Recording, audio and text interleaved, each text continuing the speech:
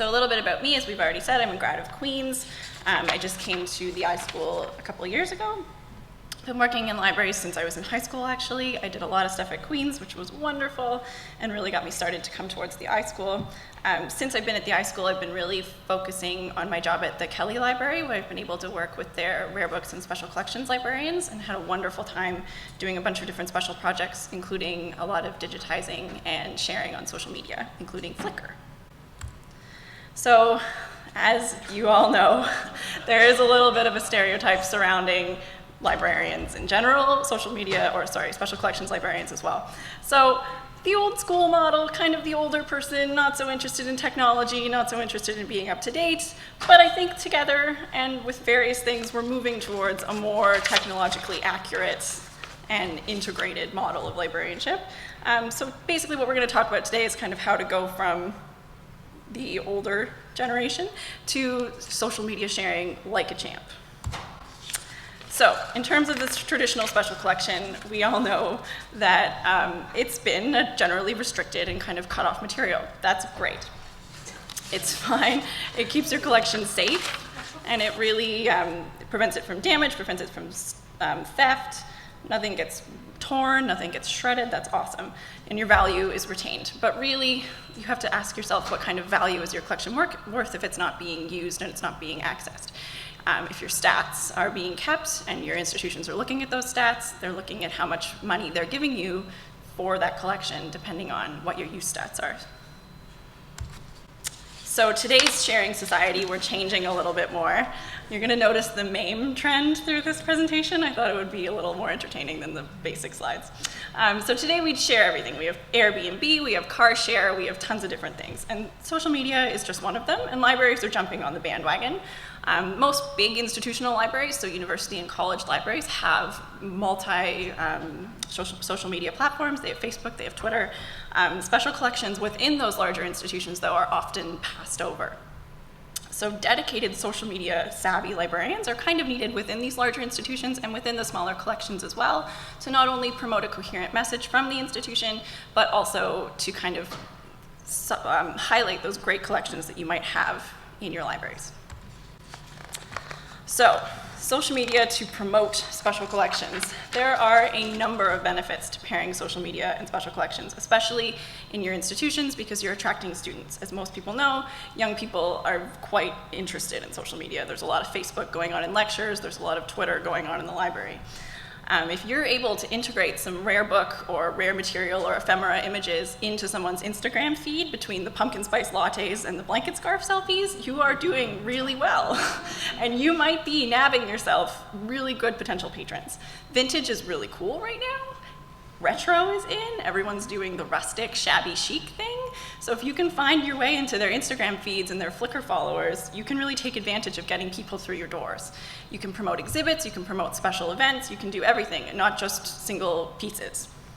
And really, it's a modus to get people through your doors and using your collections. In terms of the library-wide platform, you can also use a bunch of different social media platforms to connect with other institutions, similar institutions you aspire to become more like. You can see what they're doing, you can promote yourself, and you can promote different things that you're doing at your library. You can promote to donors, you can promote to your institution who is giving you the money to keep doing what you want to do. All of this is great, and all of it's free because it's social media. You're not paying for your accounts, you're not paying in your marketing budget to do these things. So the two major platforms that I'm going to talk about today are Flickr and Instagram. Basically, one of the best things that social media technology has done for libraries and special collections, in my opinion, is image-based sharing.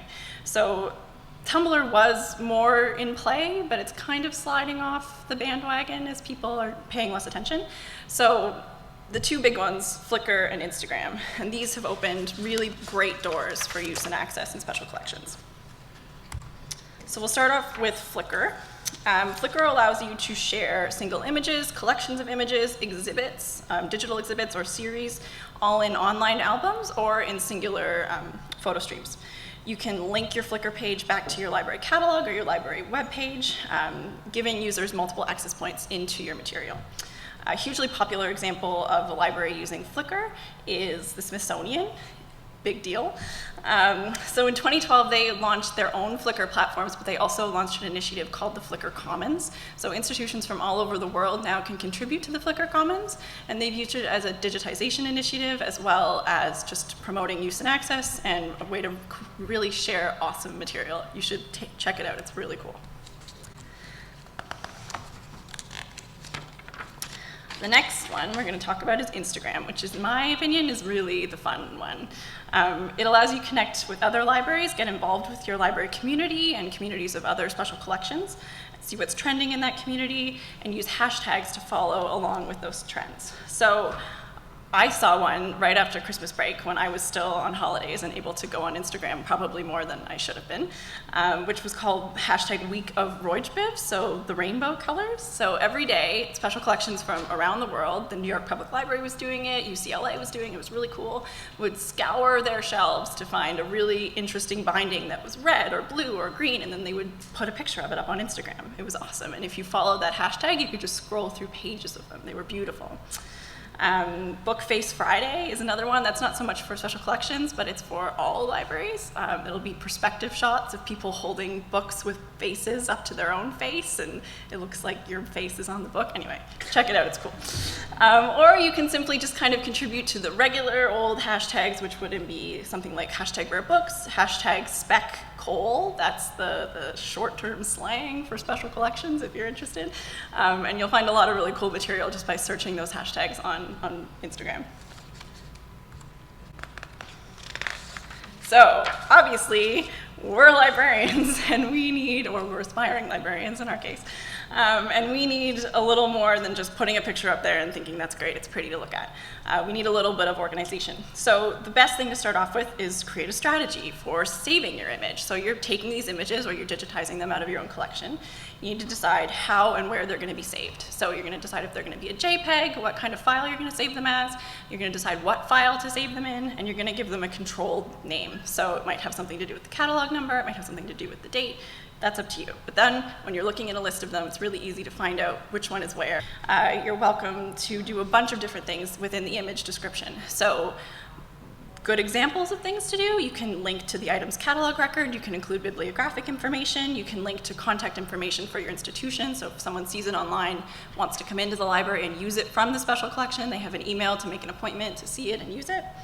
And then, of course, you can use hashtags to connect it with similar material, and you can also use the @ sign and link it to your own home university. So I could link it to @U of T Libraries, and then they would see it, and maybe they'd repost it, get some more attraction, or to similar institutions you've seen do other things that are like it that they think you might want to see as well.